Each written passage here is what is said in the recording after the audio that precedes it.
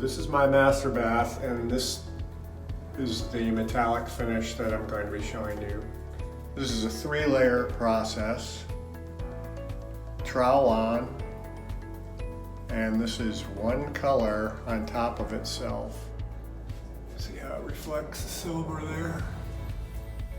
And then over here, it changes, but it gets super metallic. This brand of plaster is called Metallic Pearl Texture by Golden Paintworks, and I'll talk more about it and alternatives later in the video. The first thing I'm going to do is apply what I call the islands. Apply a little bit of the plaster to the center of the trowel and start in an area a few inches out from the edges of the walls. Start squishing on the plaster and distributing the peaks in a semi-random pattern, constantly rotating the trowel. We like to call it being inconsistently consistent. You can load the trowel with another smaller putty knife or stir stick, or just dip right into the gallon.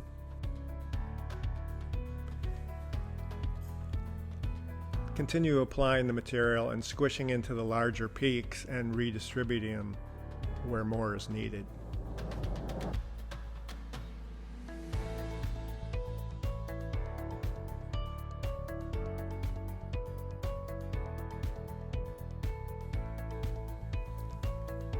I would suggest at first only applying to a 2 foot by 2 foot area like the sample board until you get more comfortable with how far you can go before flattening.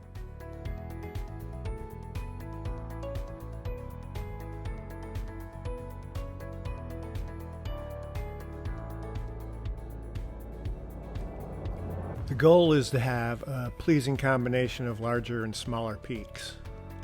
Once you see how this looks when we flatten it, you'll get a better idea of what you need to do at this stage. When you get to the end of a section, you can scrape your trowel and use the extra material instead of throwing it away.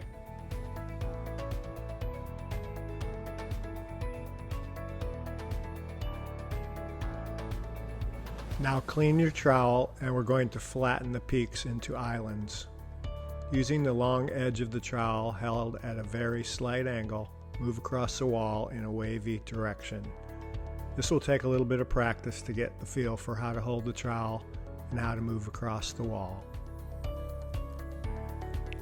This is where you will probably develop your own style depending on the way you flatten your islands. Don't worry if you make a mistake. It's easy to redo a section that you're not pleased with.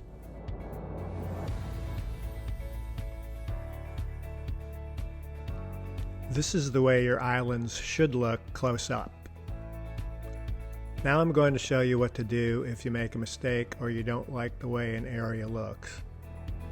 Like this ridge, this will not look good in the end result.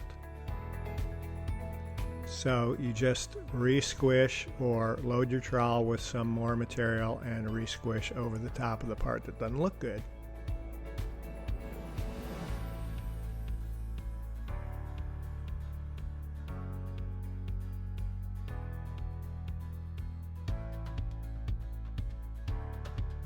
And then re-flatten the area.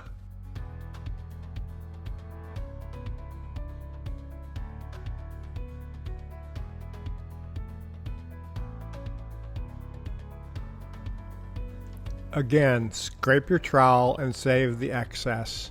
Even though this seems like just a small amount of plaster, by the time you do a whole room or more, you're going to be throwing away a lot of material.